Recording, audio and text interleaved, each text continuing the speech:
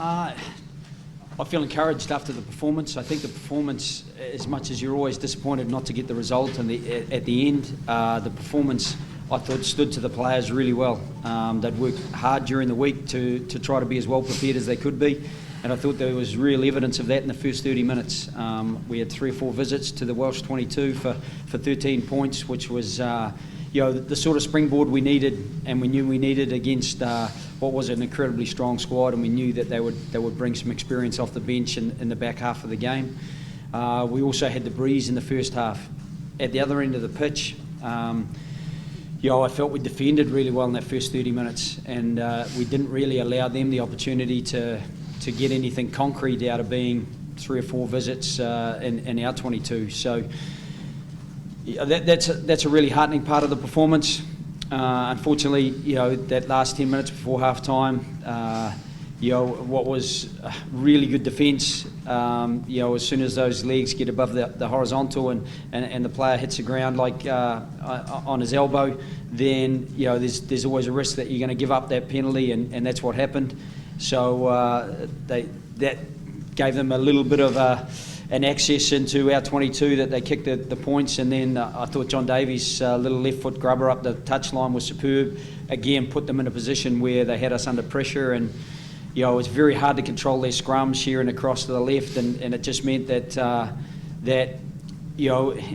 once they got us down in that position, it was hard to get out, and they had the wind, they had territory, they had possession in the second half, and at the end of the game, to come back from 16-13 down and get those last 3 points, probably feel that it's a better result than a draw normally would be. Rory, what's your reaction to that result?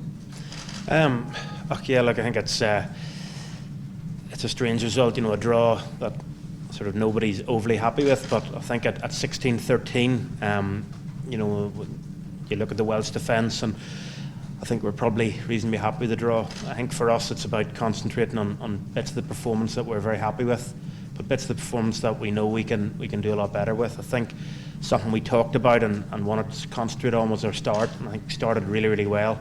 I think the flip side of that is we're obviously a little bit disappointed with the last 10 minutes of that second half. We kind of let them back into it when we had a good firm hold of the game.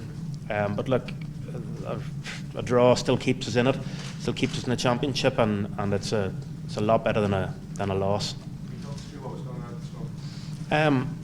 Look, I think it's something that we talked about at half time is we had to head out, we had to get our right shoulder, and we had to work to the right of our scrum, just to stop them trying to slide around a little bit. I think probably the balance and stuff in the first half didn't really help us, but look, you have to keep working. We want to stay square, we want to put a stable platform on there, and I think we definitely got that in the second half, and probably a little bit disappointed that we didn't get enough opportunity to do that in the first half.